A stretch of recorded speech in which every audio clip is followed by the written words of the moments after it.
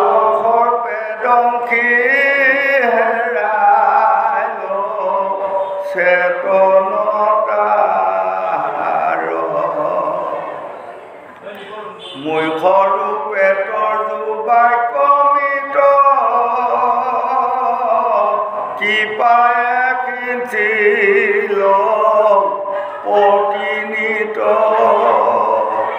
দয়াময় কৃষ্ণ কৰিও মোক উদ্ধাৰ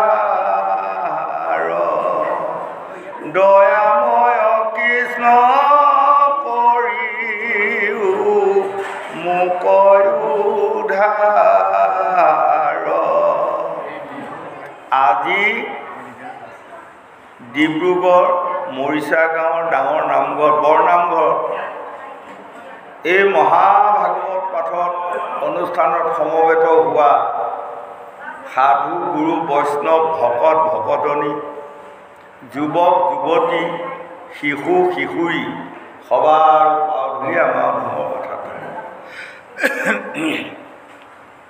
যিসকল সদাশয়লোকে আমাক আমন্ত্ৰণ কৰি আনি আপোনালোকৰ পাউলি লোৱা সুবিধাকণ দিলে সেইসকলক ঈশ্বৰে মংগল কৰক মনৰ বাঞ্ছা পূৰ্ণ কৰক আয়ুষত বিঘিনি শূন্য কৰক ঐশ্বৰ্য বিভূতি প্ৰদান কৰক আগলৈ এনেধৰণৰ মহান অনুষ্ঠান পাতি আমাৰ দৰে ভকতি দৰিদ্ৰ লোকসকলক ভক্তি তত্ত্বৰ দুটি জ্ঞান দিয়ক বুলি মই ভগৱানৰ ওচৰত প্ৰাৰ্থনা কৰোঁ আৰু লগতে আমি সদৌ মৰিগাঁৱৰ পৰা আহি আপোনালোকৰ ডিব্ৰুগড় বৰনামঘৰত আমি অধমে এই মহাভাগৱতৰ দুআষী ভাগৱতৰ ব্যাখ্যা কৰি যাম জানি বা অজানিতে যদি আমাৰ কিবা আকপিচ হয় আটাইকণ আপোনাসকলে শুধৰাই লৈ আমাৰ অধমকো দুটি ভাল জ্ঞান দিব বুলি সবাৰ চৰণতে মোৰ প্ৰণিপাত থাকিল আজি মহাভাগৱতৰ ষষ্ঠ কণ্ডত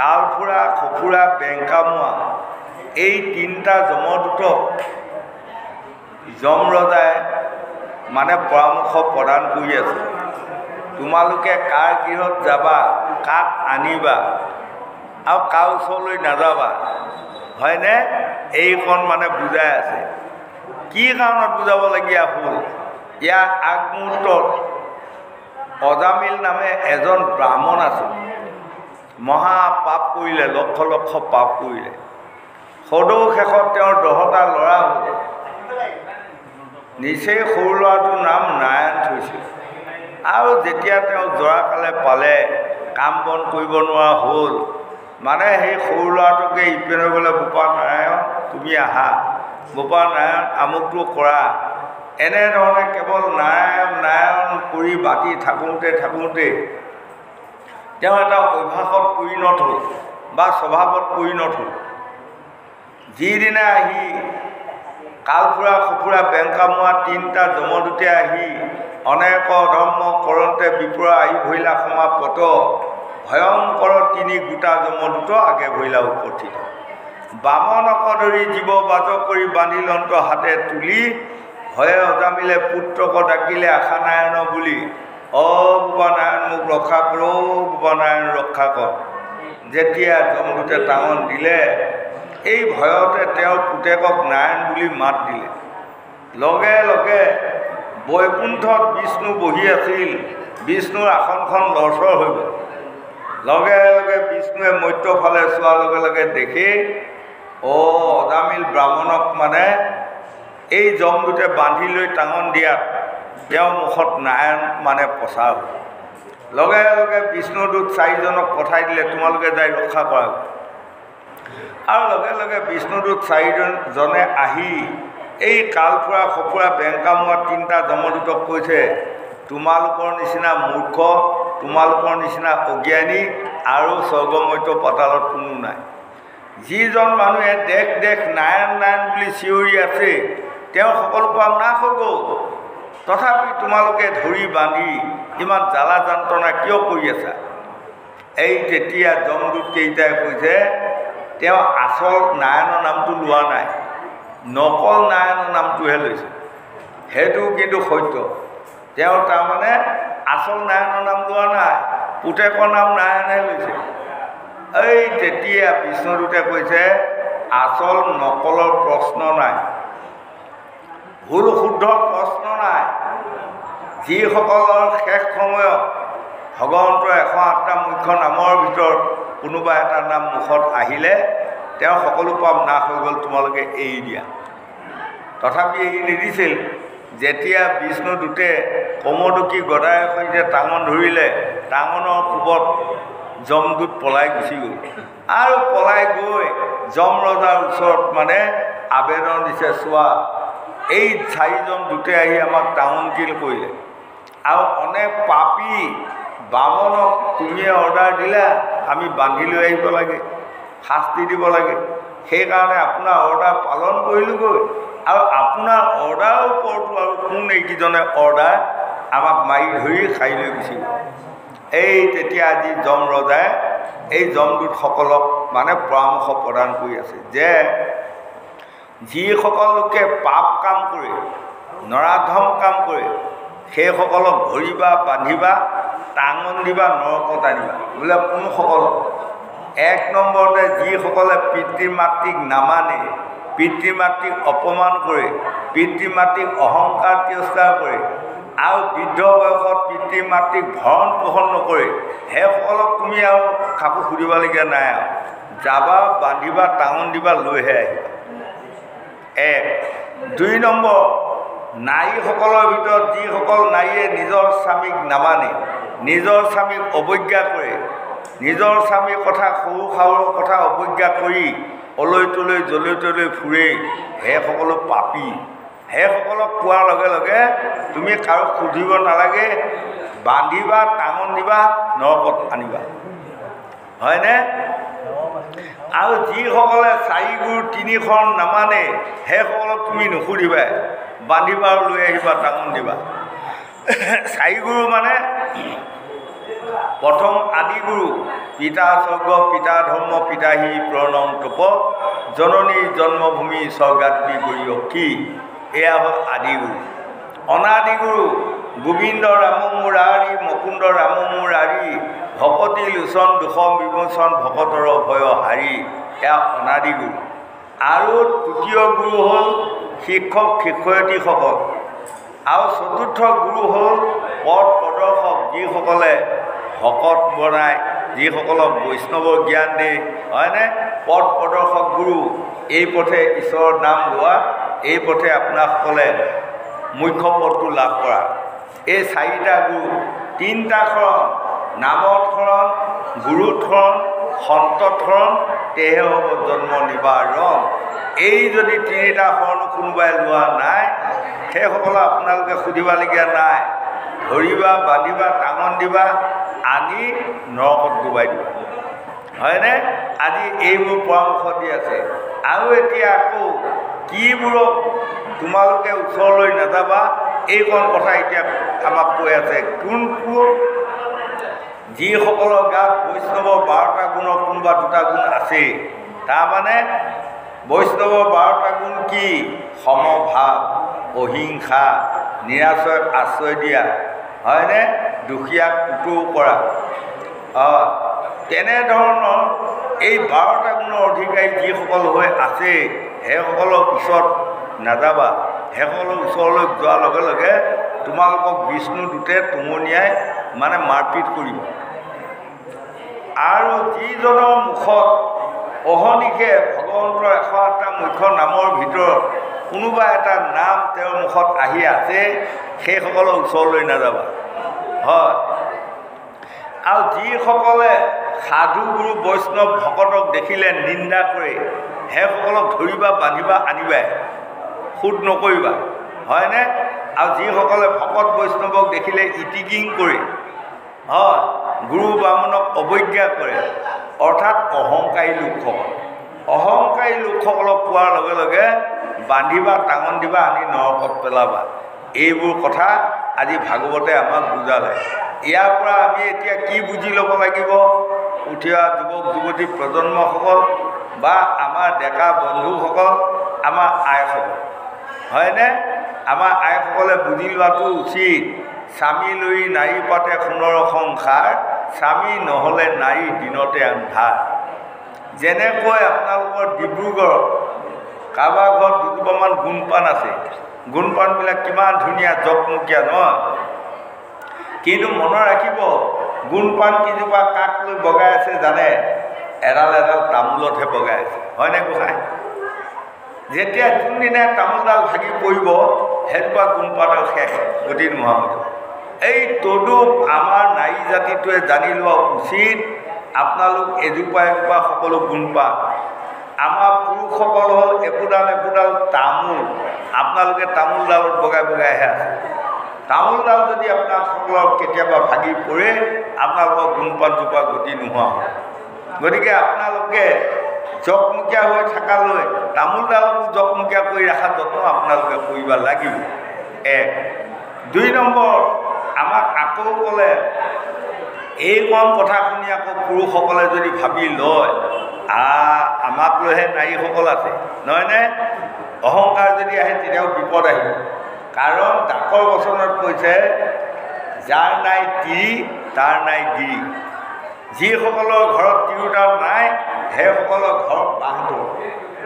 গতিকে আমাক তিৰোতা এগৰাকী লাগিব বা পত্নী এগৰাকী লাগিব। গতিকে আমিও সেই পত্নীগৰাকীক জকমকীয়া হৈ থকাৰ সুবিধাটো আমিও দিব লাগিব। সেইকাৰণে ঘোষাত মাধৱদেৱে লেখা নাই অপ্ৰকৃতি পুৰুষ দুয়ো নিৰতা মাধৱ, সমস্তৰে আত্মা হৰি পৰম বান্ধৱ। হয়নে? সমস্তৰে আত্মা। যদি স্বামী পত্নী যিদিনালৈ আপোনালোকে মিলি শান্তিৰে থাকিব তেনেহ'লে আপোনাসকলৰে এনেকুৱা আপোনাসকলে আগবাঢ়িব পাৰিব ভগৱতীৰ দিশত। কোনোদিনে এই জমদূত আপোনাসকলৰ ওচৰলৈ আহিব নোৱাৰে। আৰু যদি আপোনাসকলৰ স্বামী পত্নীৰ মাজত কোনোবা ঘূৰে আগহাতে কোনোবা ঘূৰে বাওঁহাতে তেনেহ'লে আপোনাসকলে ভকতিত আগবাঢ়িব নোৱাৰে। আজি ভাগৱতে আমাক এইখন কথা বঢ়িয়া হৈ বুজাইছে। গোবিন্দ।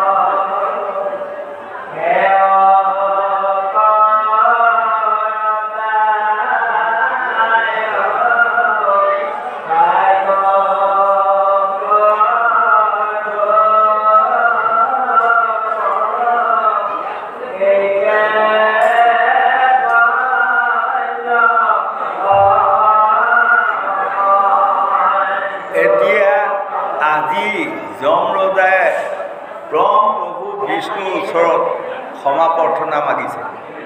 কাৰণ মোৰ দূতসকলে আপোনাৰ নামৰ মহিমা বুজি নোপোৱাৰ কাৰণে গৈ মানে বিষ্ণুদূতৰ দূৰ আচৰণ কৰিলে বা বিষ্ণু ভকতৰ দূৰ আচৰণ কৰিলে। গতিকে এই দুখ ক্ষমা কৰক বুলি যমৰজাই আজি বিষ্ণুৰ ওচৰত ক্ষমা প্ৰাৰ্থনা মাগে। আৰু তেতিয়া বিষ্ণুৱে কৈছে, যাৰ 9খন দৰজাৰ তপস্যা থাকিব, হয়নে? আৰু এইকণ কথা যমৰজাক কোৱা। যমৰজাই 3 দূতক বুজাই দিছে, কালফুৰা খুফুৰা বেংকাম। আমাৰ প্ৰত্যেকৰে এই দেহটো 9খন দৰজা আছে। হয়, 50 বিংশতি তত্ত্ব পুনৰ্জন নজানো আমি সীমা, নৱতাৰে ঘূৰি জীৱ আছে ফুৰি বুজিবা তাৰ মহিমা। আমাৰ এই 9খন দৰজা আছে। এই 9খন দৰজাৰ যিসকলৰ দৰজাৰ প্ৰতি তপস্যা নাই, সেইসকলক তোমালোকে নুসুধিবা, আগলৈ সদায় নৰকলৈ লৈ আহিব। এতিয়া আমাৰ দৰজা মানে কি? চকুকেইখনো দৰজা, নাকৰ বাহিৰকেইটাও দৰজা, কাণকেইখনো দৰজা, মুখখনো দৰজা।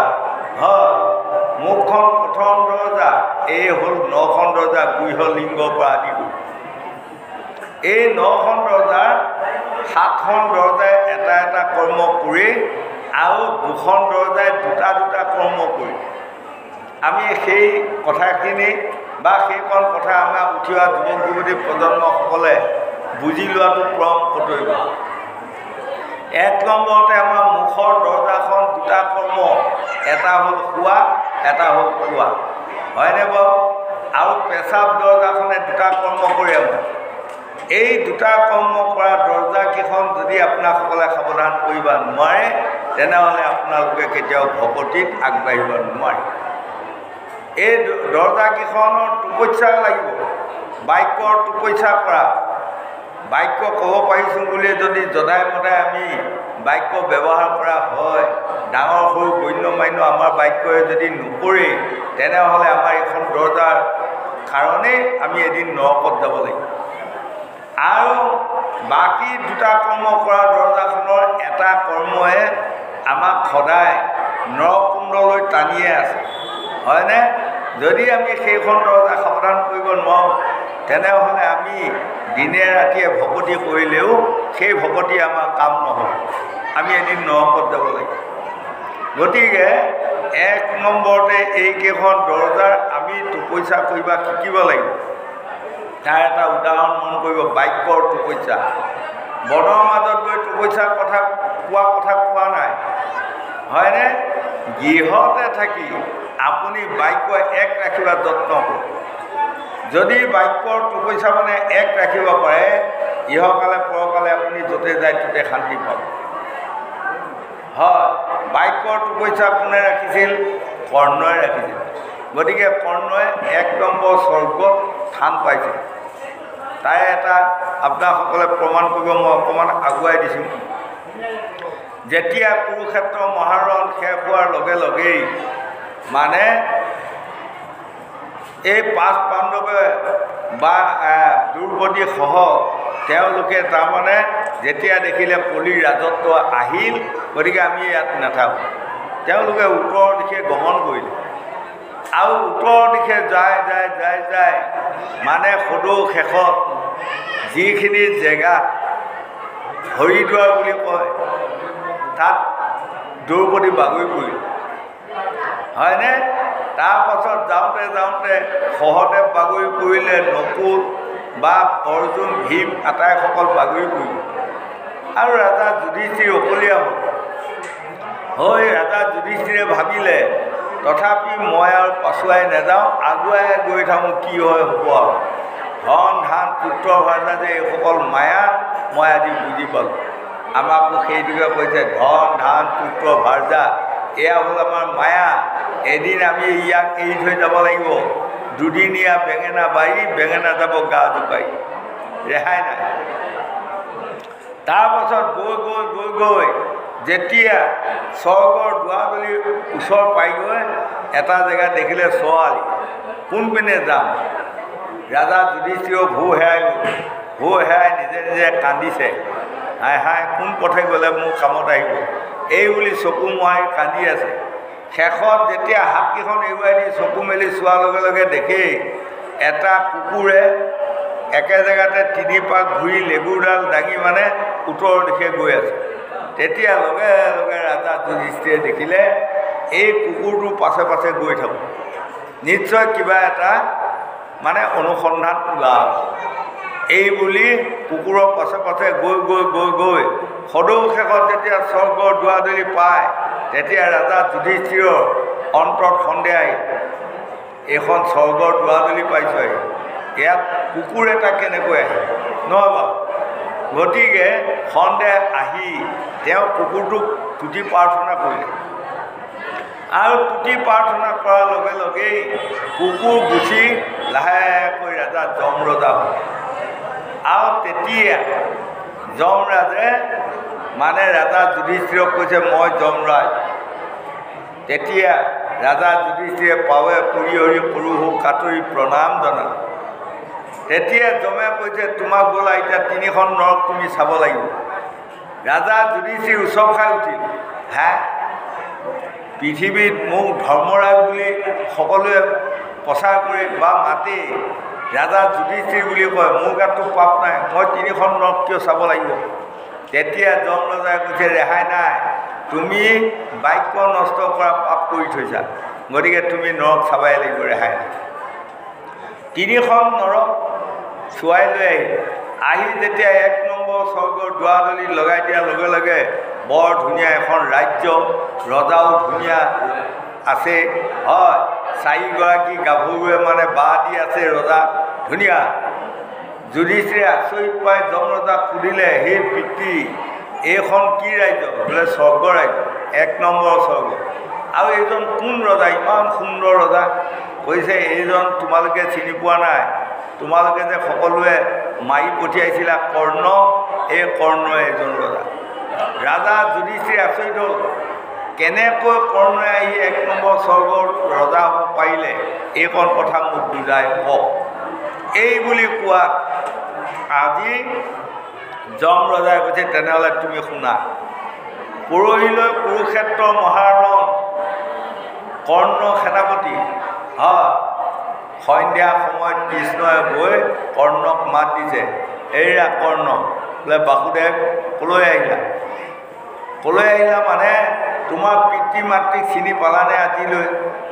তেতিয়া কৰ্ণই কৈছে মই আজিলৈ মোৰ পিতৃ মাতৃক চিনি নাপালোঁ, হয়নে? সেইটোৱে মোৰ জীৱনত বৰ মহা দুখ, হয় নেকি?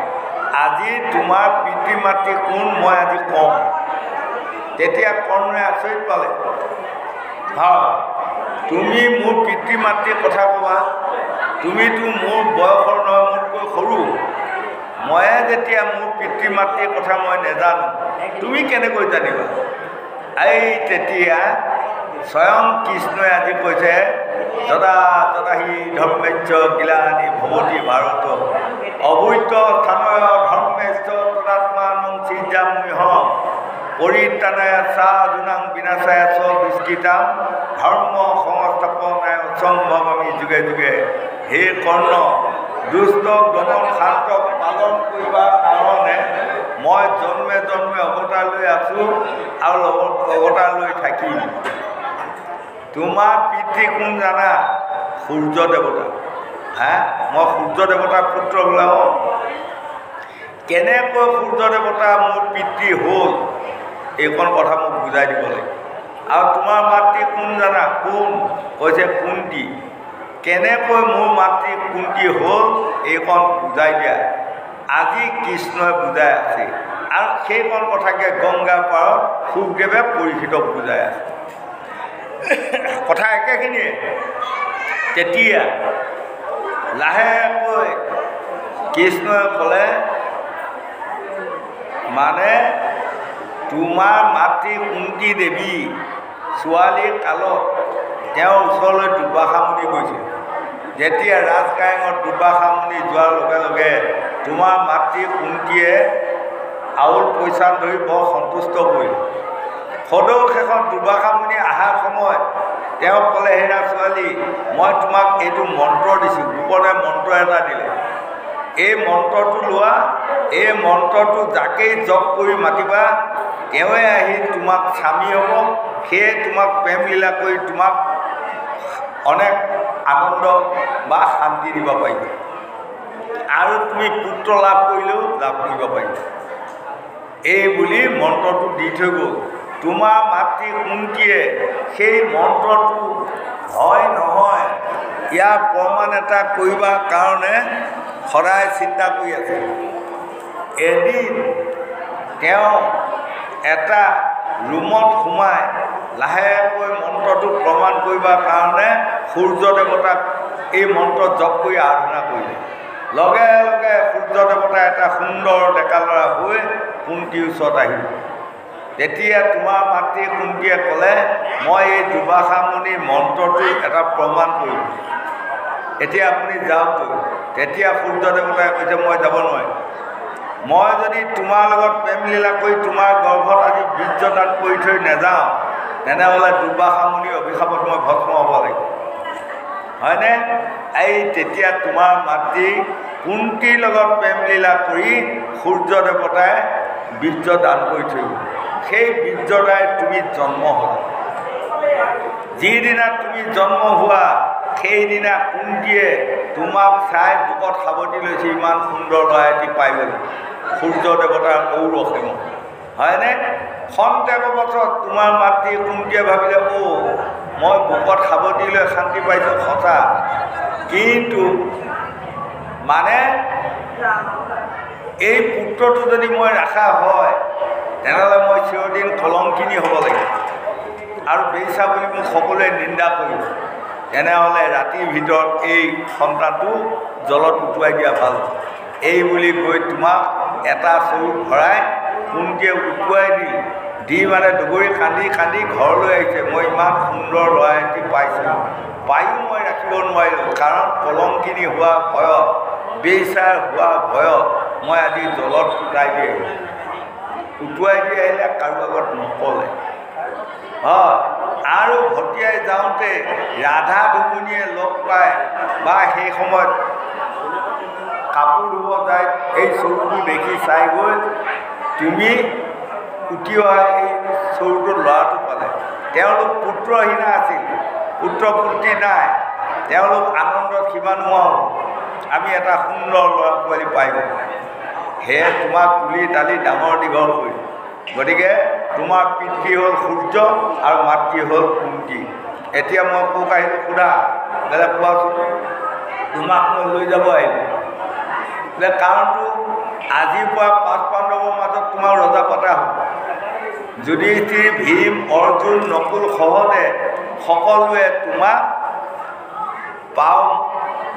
পাৱত ধৰি নমস্কাৰ কৰি সকলোৱে ৰজা বুলি তোমাক সেৱা প্ৰাৰ্থনা কৰি থাকিব তুমি যাব লাগে এতিয়া তেতিয়া কৰ্ণই কৈছে তুমি ক'লেই মই যাব নোৱাৰিম কাৰণ মই পাঁচ পাণ্ডৱৰ লগত গৈ আজি ৰজা হৈ থাকিম কিন্তু মোৰ বাক্য নষ্ট হ'ব বাক্য নষ্ট কৰাৰ ফলত মই যেতিয়া নৰকুণ্ডত থাকিম তুমি মোক ৰক্ষা কৰিব নোৱাৰা বাক্য নষ্টৰ সমান ডাঙৰ পাপ পৃথিৱীত নাই গতিকে মই নোৱাৰিম বহুতবাৰ বুজাই কৃষ্ণই নোৱাৰি কৃষ্ণৰ খং আহিব ক'লে কৰ্ণ তুমি মোৰ কথা নামানা বোলে নামানা মোৰ কথা বোলে নামানো কালি যুদ্ধত তুমি পাঁচ পাণ্ডৱক মাৰিব পাৰিবা তেতিয়া কৰ্ণই ক'লে পাঁচ পাণ্ডৱক মাৰিব নোৱাৰোঁ সত্য কিন্তু নিজে মৰিব পাৰিম নে নোৱাৰিম নিজে মৰিলেও লাভ হ'ব তথাপি মোৰ বাক্য নষ্ট নহ'ব এই বুলি পাছদিনা কুৰুক্ষেত্ৰ মহাৰণৰ মাজত যুদ্ধ কৰি কৰ্ণ মৃত্যু হৈ স্বৰ্গলৈ গুচি আহিল আজি তেওঁ ১ নম্বৰ স্বৰ্গত ধুনীয়া ৰজা হৈ আছে আৰু তুমি ৰাজা যুধিষ্ঠিৰ তুমি কি কৰিলা হয়নে যেতিয়া অশ্বত্থামা মৃত্যু জয়ধ্বনি উঠিল তেতিয়া অশ্বত্থামা পিতৃ দ্ৰোণাচাৰ্যই কুৰুক্ষেত্ৰৰ ৰণস্থলীত দৌৰি আছে হে মোৰ পুত্ৰ এতিয়া সঁচাকৈ মৃত্যু হ'ল নেকি ক'ত মৃত্যু হ'ল কোনে মাৰিলে অনুসন্ধান নাপায় সদৌ শেষত দ্ৰোণাচাৰ্যই থিৰাং কৰিলে ১৮ সৈনিক সেনাৰ ভিতৰত এজনে সত্যবাদী মানুহ আছে, সেইজনৰ নামে হ'ল ৰাজা যুধিষ্ঠিৰ। মই তেওঁক সুধিম, এই বুলি দৌৰি গৈ তোমাৰ ওচৰত সুধিলে মোৰ পুত্ৰ অশ্বত্থামাৰ মৃত্যু হোৱা হয়নে? তেতিয়া কিন্তু তুমি ক'ব পাৰিব লাগিছিল তোমাৰ পুত্ৰ অশ্বত্থামাৰ মৃত্যু হোৱা নাই, অশ্বত্থামা নামৰ হাতী এটাহে মৃত্যু হৈছে বুলি ক'ব নোৱাৰিলা। তুমি নোৱাৰি কৃষ্ণৰ প্ৰলোভনত পৰি তুমি কি ক'লা? অশ্বত্থামা হত কিন্তু ইতি গজ। এয়া বাক্য। এই বাক্য নষ্ট কৰাৰ ফলত দ্ৰোণাচাৰ্যই প্ৰাণ আহুতি দিব বাধ্য হ'ল। গতিকে তুমি এইখন পাপৰ কাৰণে আজি 1 নম্বৰ স্বৰ্গ 2 নম্বৰ স্বৰ্গ হেৰুৱালা আৰু 3খন নৰক চাবলগীয়া হ'ল। হয়, গতিকে এইখিনিত আমাক বুজালে আমি বাক্য এক ৰাখিব পাৰিব লাগিব, হয়নে? বাক্য বৰ্ম, এইপুৰা বন্তি আছে দেখিছেনে? এয়া বৰ্ম। এইপুৰা বন্তিকে যদি আপুনি লগাই দিয়ে গোটেই পৃথিৱীখন ই নাশ কৰিব পাৰে। অগ্নিও ব্ৰহ্ম, বায়ু ব্ৰহ্ম, খন্তেকৰ ভিতৰত বায়ুৱে গোটেই পৃথিৱী নাশ কৰি দিব পাৰে। হয়, জল ব্ৰহ্ম, জলে গোটেই পৃথিৱী নাশ কৰি দিব পাৰে। আৰু জীৱ ব্ৰহ্ম, হয়নে? আমি মোৰ পিতৃৰ পৰা যিটো মই স্থিতি হৈছোঁ আই গৰ্ভত, এইটো ব্ৰহ্ম। গতিকে আমি এই ব্ৰহ্মবোৰৰ বাক্যবোৰ যেতিয়া আমি ৰক্ষা কৰিব পাৰিম তেতিয়াহে আমি ভকতিত আগবাঢ়িব পাৰিম। ভাগৱতে আমাক বুজাই আছে। গোবিন্দ।